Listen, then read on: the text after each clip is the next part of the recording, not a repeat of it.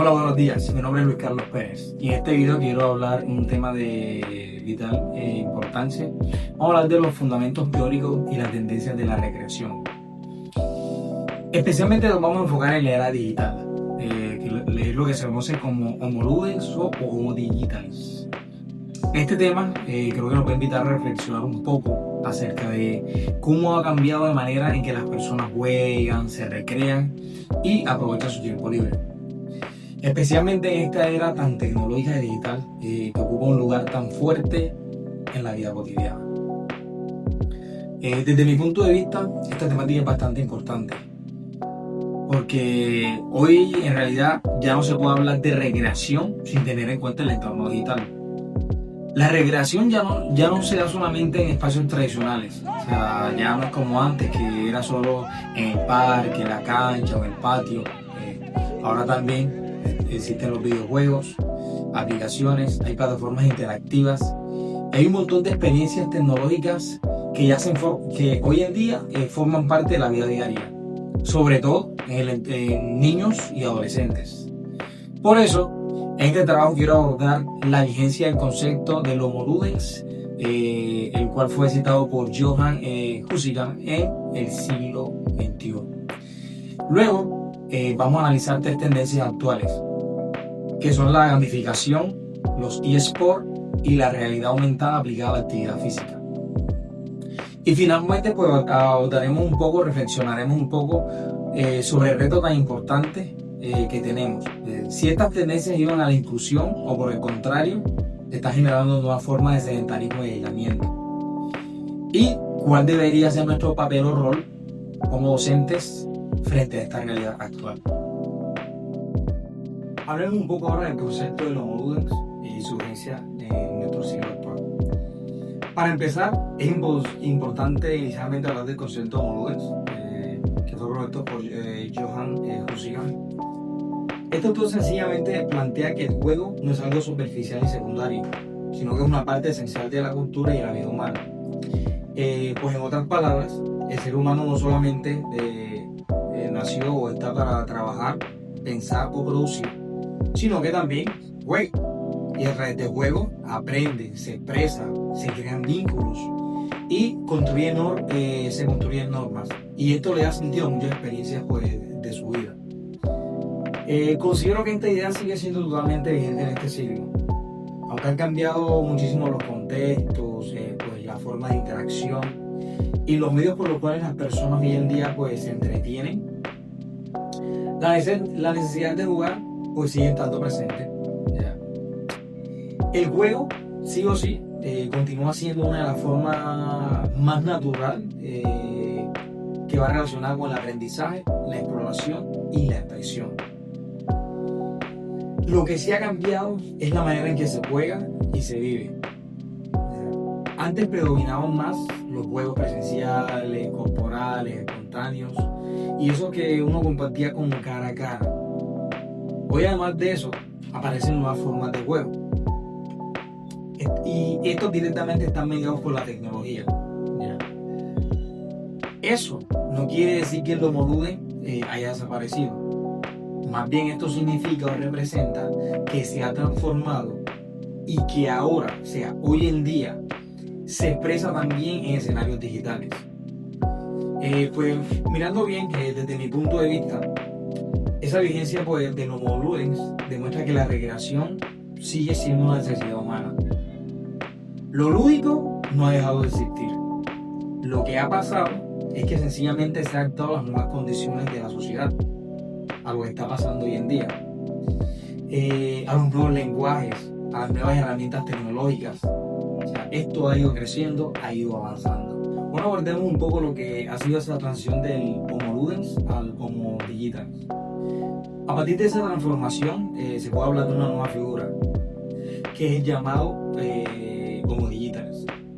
Pues esta terminología en realidad nos permite describir al ser humano actual, ese que vive gran parte de sus relaciones, aprendizajes, experiencias, también sus tiempos de ocio, y está pegado siempre a los dispositivos tecnológicos, sino a las redes, en diferentes plataformas, en videojuegos, pero casi todo se resume a entornos virtuales.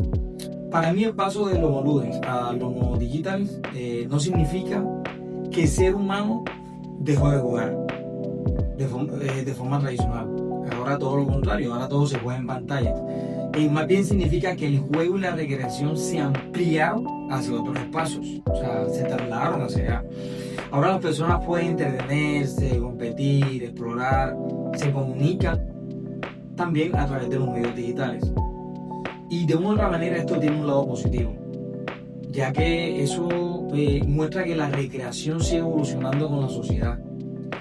Al mismo tiempo, pues plantea pues como varios desafíos. Por ejemplo, nos obliga en realidad a preguntarnos si estas nuevas formas recreativas siguen promoviendo el movimiento, la convivencia, el contacto humano y desarrollo integral.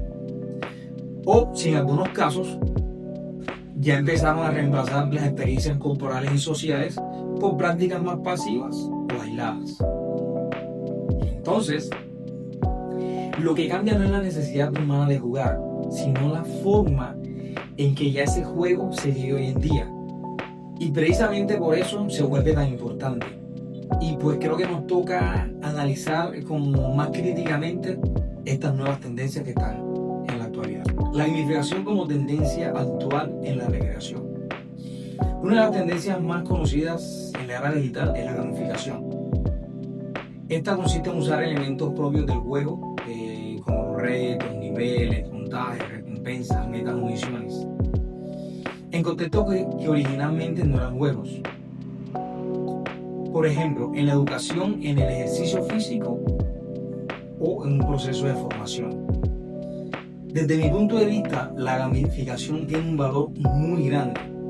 ¿Por qué? Porque puede hacer que muchas actividades resulten más motivantes, más participativas. Por ejemplo, imaginemos una tarea que normalmente pues, sería rutinaria. Esta podría convertirse en una experiencia mucho más dinámica, claro, si se plantea como un reto o una misión. Esto creo que ayuda a despertar mucho el interés, el compromiso y la participación de los estudiantes. En campo de la educación física, la gamificación puede ser muy útil, ya que nos permite transformar ejercicios o actividades en experiencias lúdicas.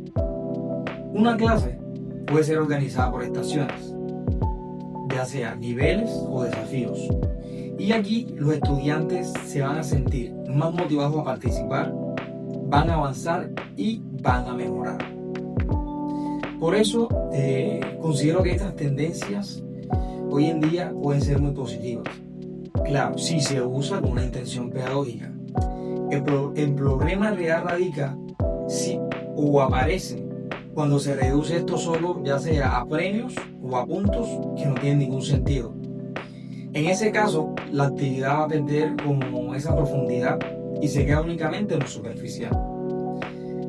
Pero si la gamificación se orienta hacia la participación, la motivación, la cooperación y el aprendizaje, entonces ahí sí puede convertirse en una herramienta muy valiosa para la recreación y la enseñanza. Ahora, hablemos de los eSports como una nueva forma de recreación. Otra tendencia muy importante son los eSports o esos llamados deportes electrónicos. Se tratan de competencias organizadas a través de videojuegos. Aquí existen reglas, estrategias, entrenamiento, trabajo en equipo y una comunidad de participantes. Hoy en día, esta forma de recreación tiene mucha fuerza, especialmente entre jóvenes. Desde mi punto de vista, los eSports muestran claramente cómo ha cambiado la manera de recreación en la parte digital. Muchas personas ya no viven en la competencia o juego solo en una cancha o un espacio físico, sino también en plataformas virtuales. Aquí se compite, se conectan con otros y desarrollan muchas habilidades. Yo creo que no se puede jugar de manera extrema. No sería concreto decir que son simplemente malos, pero tampoco sería acertado idealizarlos.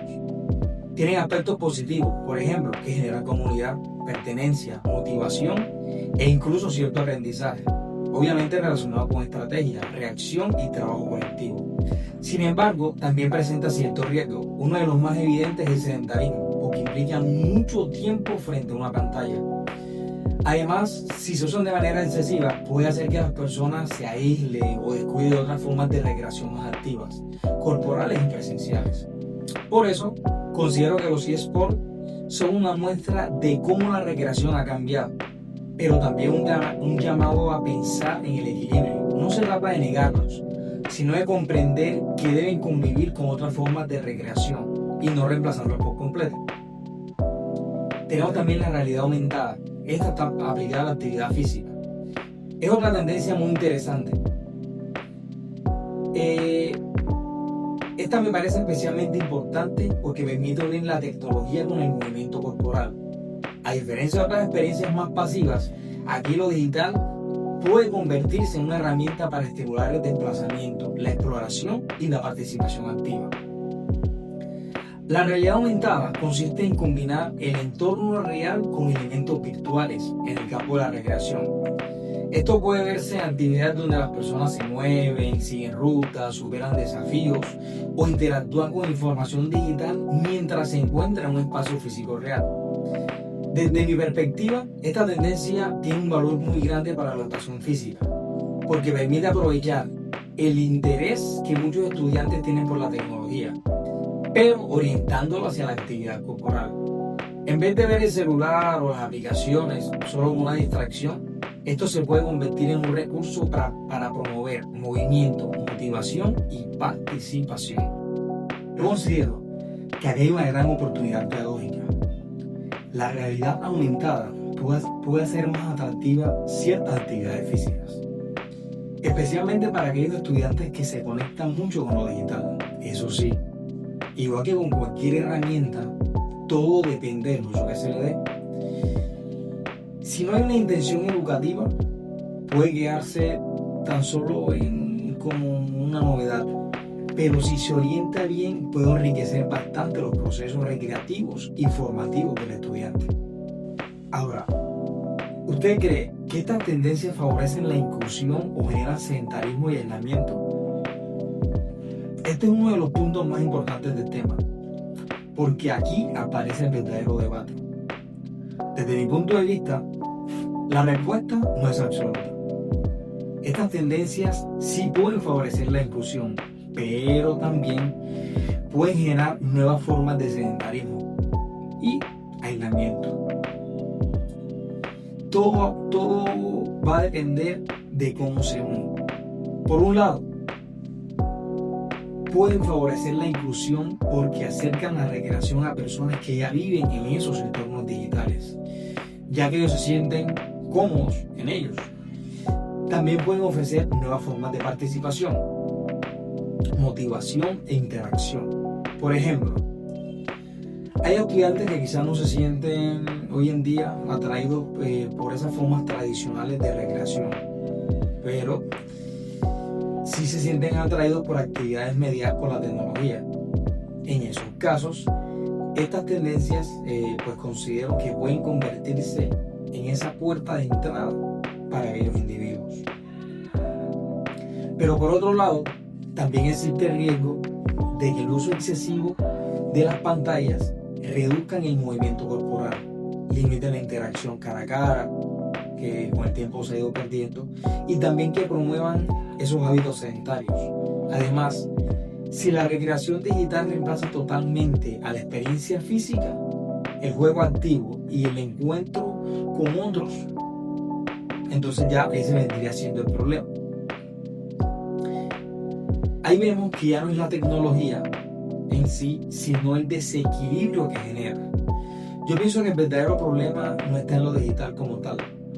El problema aparece cuando lo digital se convierte en el sustituto total del cuerpo y del movimiento, de ese contacto físico y humano que siempre se tiene y de la convivencia presencial. Ahí sí empieza a hablar de nuevo. Yo pienso que el verdadero problema no está en lo digital como tal. El problema aparece cuando lo digital se convierte en el sustituto total del cuerpo, del movimiento, del contacto humano y de la convivencia presencial. Ahí sí podemos hablar de nuevas tendencias de forma de aislamiento. Entonces, yo creo que más que satanizar estas tendencias o aceptarlas sin crítica, lo importante es aprender a analizarlas desde una postura equilibrada. reconociendo así sus oportunidades, pero también sus riesgos. ¿Cuál debe ser nuestro rol frente a esta realidad?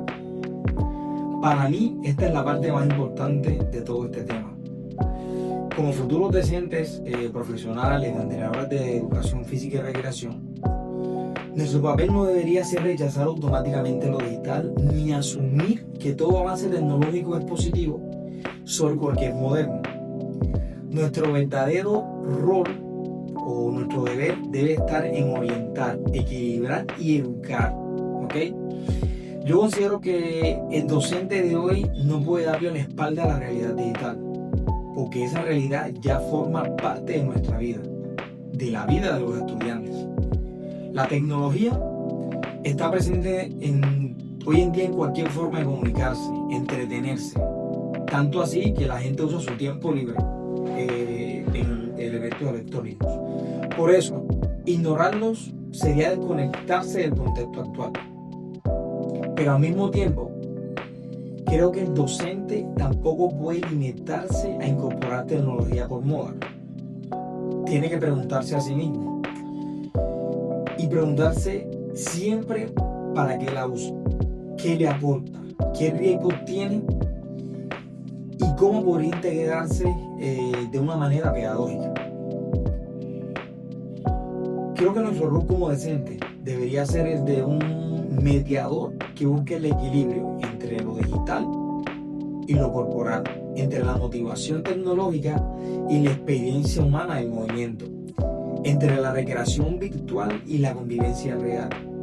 También creo que se debe fomentar el pensamiento crítico, para que los estudiantes no sean como simples consumidores de pantallas, sino que sean personas capaces de darle como un sentido a su tiempo libre y usar la tecnología de una manera muy consciente.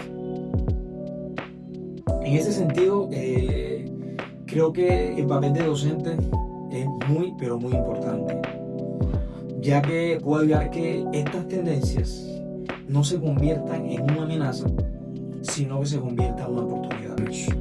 Muchas gracias.